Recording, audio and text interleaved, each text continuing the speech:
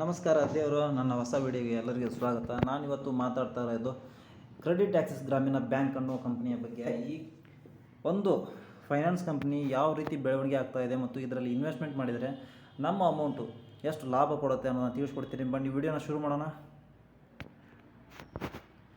ಕಂಪ್ನಿಯ share price ಬಂದ್ಬಿಟ್ಟು ಸುಮಾರು 1336 ರೂಪಾಯಿ ಇರುತ್ತೆ.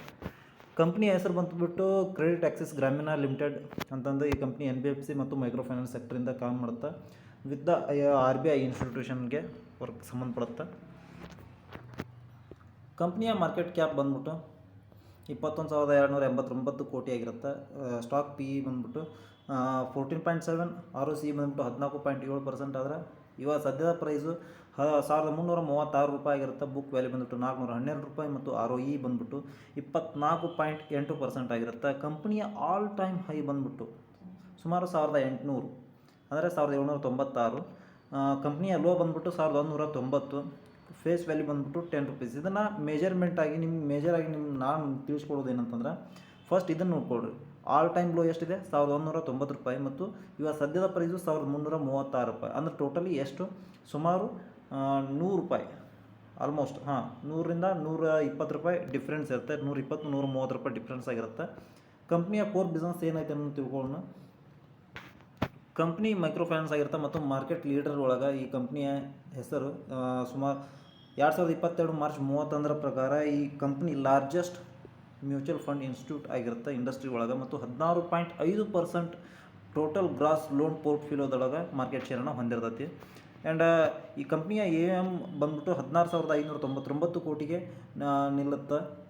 ಮಾರ್ಚ್ 22ಕ್ಕೆ ಪ್ರಾಡಕ್ಟ್ ವೈಸ್ AUM ಸ್ಪ್ಲಿಟ್ ಆಗುತ್ತೆ. ಇನ್ಕಮ್ ಜನ್ರೇಷನ್ ಲೋನ್ಸ್ ಕಡೆಯಿಂದ 79% ಆದರೆ MMFL ಕಡೆಯಿಂದ 17% ಮತ್ತು ಹೋಮ್ ಇಂಪ್ರೂವ್ಮೆಂಟ್ ಲೋನ್ಸ್ಗೆ 2.5%, ರಿಟೇಲ್ ಫೈನಾನ್ಸ್ 1% ಆಗಿರುತ್ತೆ. ಮತ್ತು company active borrower base 38 lakh ಇದ್ದಾರೆ. ಸುಮಾರು ಅಸೆಟ್ಸ್ ಕ್ವಾಲಿಟಿ ನೋಡತ್ರ ಕಂಪ್ನಿದ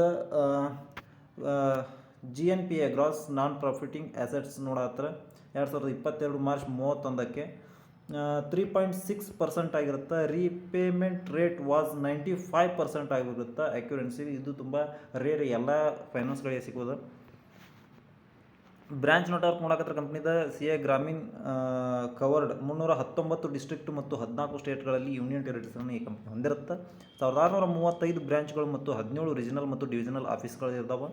ಔಟ್ ಆಫ್ ಟೋಟಲ್ 319 ಡಿಸ್ಟ್ರಿಕ್ಟ್ ಒಳಗೆ ಆಲ್ಮೋಸ್ಟ್ 96 ಡಿಸ್ಟ್ರಿಕ್ಟ್ ಇಂಡಿವಿಜುವಲಿಟಿ ಅಕೌಂಟ್ 1%ಇಂದ 99% district individually accounts 2% considered gross AUM respectively ಅಂತ.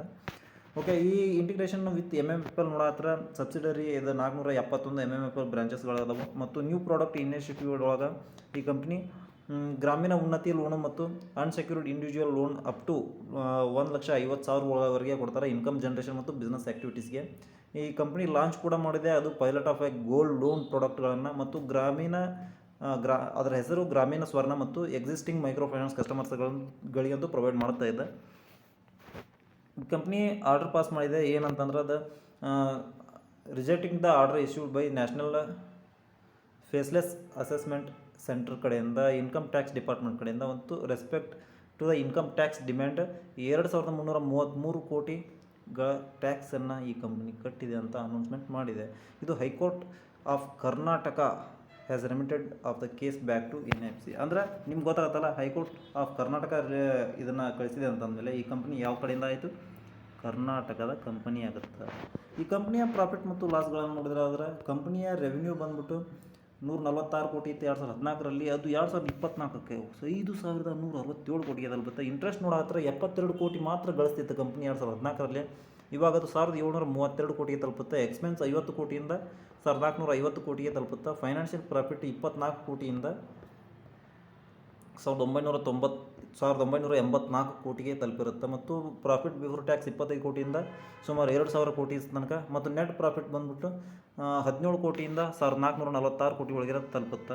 ಈ ಕಂಪ್ನಿಯ CAGR ಮತ್ತು ಪ್ರಾಫಿಟ್ ಗ್ರೋತು, ಆಮೇಲೆ ಈ ರಿಟರ್ನ್ ಆನ್ ಈಕ್ವಿಟಿ ಮತ್ತು ಸೇಲ್ಸ್ ಗ್ರೋತು ಇವೆಲ್ಲ ನಿಮಗೆ ಇಲ್ಲಿ ಕಾಣಸಿಗುತ್ತವೆ, ನೀವು ನೋಡ್ಬೋದು. ವಿಡಿಯೋ ಲೆಂತ್ ಜಾಸ್ತಿ ಆಗುತ್ತೆ ಅನ್ನೋ ಸಂಬಂಧ ನಿಮ್ಗೆ ತೋರಿಸ್ತಾನೆ. ಈ ಕಂಪ್ನಿಯ ಅನಲೈಸ್ ಮಾಡೋದಾದರೆ ಈ ಕಂಪ್ನಿ ಸ್ಟಾರ್ಟ್ ಟ್ರೇಡಿಂಗ್ ಎಷ್ಟು 3.3 ಟು ಇಟ್ಸ್ ಬುಕ್ ವ್ಯಾಲ್ಯೂ ಒಳಗೆ ಮತ್ತು ಪ್ರೊಮೋಟರ್ಸ್ ಹೋಲ್ಡಿಂಗ್ ಡಿಕ್ರೀಸ್ ಆಗೈತಿ ಲಾಸ್ಟ್ 3 ವರ್ಷಗಳಲ್ಲಿ 7.41%.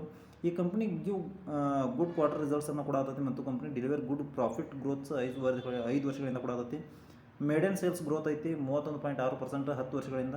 ಇಟ್ಸ್ ಓಕೆ, ಪ್ರಾಬ್ಲಮ್ ಇಲ್ಲ. ಆದರೆ ದೊಡ್ಡ ಮಾಹಿತಿಯನ್ನು ಈಗ ತಿಳಿಸ್ಕೊಡ್ತೀನಿ, ಎಲ್ಲಿ ನೋಡ್ಬಿಡಿ, ವಿಡಿಯೋನ ಎಂಡ್ ತನಕ ನೋಡಿರಿ. ಈಗ ಒಂದು ಉನ್ನತ ಮಟ್ಟದ ಒಂದು ಏನೋ ಮಾಹಿತಿಯನ್ನು ನಾನು ತಿಳಿಸ್ಕೊಡ್ತೀನಿ. ಇವತ್ತೇ ಬಂದಂಥ ನ್ಯೂಸ್ ಅದು ನೋಡಿ.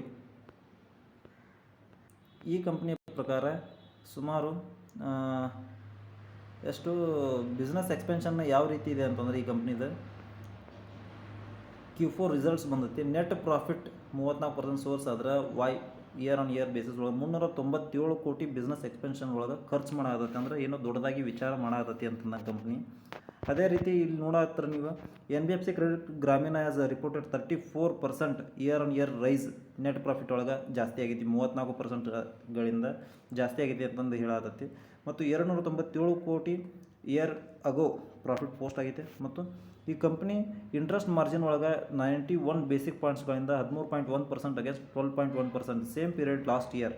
ಹೋದ ವರ್ಷದಲ್ಲಿ 13.1% ಇತ್ತು, ಬಟ್ ಇದು 12.2% ಇದ್ದು ಇದೇ ಇಯರ್ ಒಳಗೆ, ಇದೇ ಮಂತ್ ಒಳಗೆ ಸೇಮ್ ಪೀರಿಯಡ್ ಒಳಗೆ 13.1%ಗೆ ರೀಚ್ ಆಗಿದೆ. ಮತ್ತು lender pre provision operating profit ಅದು 36% 683 ಕೋಟಿಗೆ ತಲುಪಿದೆ. ಮತ್ತು ಹೆಲ್ಪ್ ಆಗಿದೆ 34% ನೆಟ್ ಇಂಟ್ರೆಸ್ಟ್ ರೇಸ್ ಆಗೋದಕ್ಕೆ. ಮತ್ತು 922 ಕೋಟಿ ಟೋಟಲ್ ಆಗಿ ರೆವಿನ್ಯೂವನ್ನು ಇನ್ಕಮ್ ಕಂಪ್ನಿ ಗಳಿಸಿದೆ. ಅದು ಟೋಟಲ್ ಆಗಿ 459 ಕೋಟಿಗೆ ತಲುಪುತ್ತೆ. ಗ್ರಾಸ್ ಲೋನ್ ಪೋರ್ಟ್ಫೋಲಿಯೋ ಒಳಗೆ 27% ಇಯರ್ ಆನ್ ಇಯರ್ ಬೇಸಿಸ್ ಒಳಗೆ ಈ ಕಂಪ್ನಿ ಮಾರ್ಚ್ ಎಂಡ್ ಒಳಗೆ ಅಂದ್ರೆ 26,714 ಕೋಟಿ ಲೋನ್ ಪೋರ್ಟ್ಫೋಲಿಯೋನ ಹೊಂದಿರುತ್ತೆ.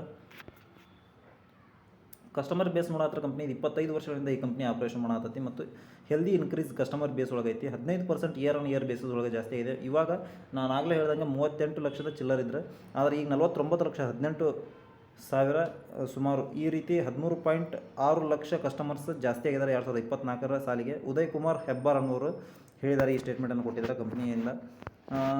ಈ ಕಂಪ್ನಿ ಬಗ್ಗೆ ಹೆಚ್ಚಿನ ಮಾಹಿತಿ ಹೇಳ್ಬೇಕಾದ್ರೆ, ಈ ಕಂಪ್ನಿ ಈಗ ರೀಸೆಂಟಾಗಿ ಡಿವಿಡೆಂಡ್ ಪೇಔಟನ್ನು ಕೊಟ್ಟಿದೆ. ಪ್ರತಿಯೊಂದು ಶೇರಿಗೆ 10 ರೂಪಾಯಿ ಡಿವಿಡೆಂಡನ್ನು ಕೊಟ್ಟಿದೆ.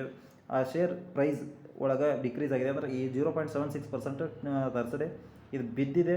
1423ಕ್ಕೆ ಇದ್ದ ಶೇರು ಪ್ರೈಸ್ ಇವಾಗ ನಿಮ್ಗೆ 1338ಕ್ಕೆ ಸಿಗ್ತಾ ಇದೆ. ನೀವು ಅದನ್ನು ಯೋಚನೆ ಮಾಡ್ಬೋದು. ಸುಮಾರು 10,000 ರೂಪಾಯಿ ಇನ್ವೆಸ್ಟ್ಮೆಂಟ್ ಮಾಡಿದರೆ ಈ ಕಂಪ್ನಿಯಲ್ಲಿ ಸುಮಾರು ನೆಕ್ಸ್ಟ್ ಕ್ವಾರ್ಟರ್ ಅನ್ಕೊಡ್ದೆ ಆಲ್ಮೋಸ್ಟ್ ಪರ್ ಶೇರ್ 800 ರೂಪಾಯಿ ಲಾಭವನ್ನು ನಾವು ಪಡಿಬೋದು ಅನ್ನೋದು ನಮ್ಮ ಅನಲೈಸ್ ಪ್ರಕಾರ ತಿಳಿದು ಬಂದಂಥ ಮಾಹಿತಿ. ನಿಮ್ಮ ಅನಿಸಿಕೆ ಏನು ಅನ್ನೋದು, ಜಸ್ಟ್ 10,000 ರೂಪೀಸ್ ಫಾರ್ 3 ಮಂತ್ಸ್ ಅದು ಇನ್ವೆಸ್ಟ್ಮೆಂಟ್ ನೀವು ಮಾಡಿದರೆ ಸುಮಾರು 17% ರಿಟರ್ನ್ಸ್ ಬರೀ 3 ತಿಂಗಳಲ್ಲಿ ಸಿಗುತ್ತಾ ಅನ್ನೋಂಥ ಮಾಹಿತಿ.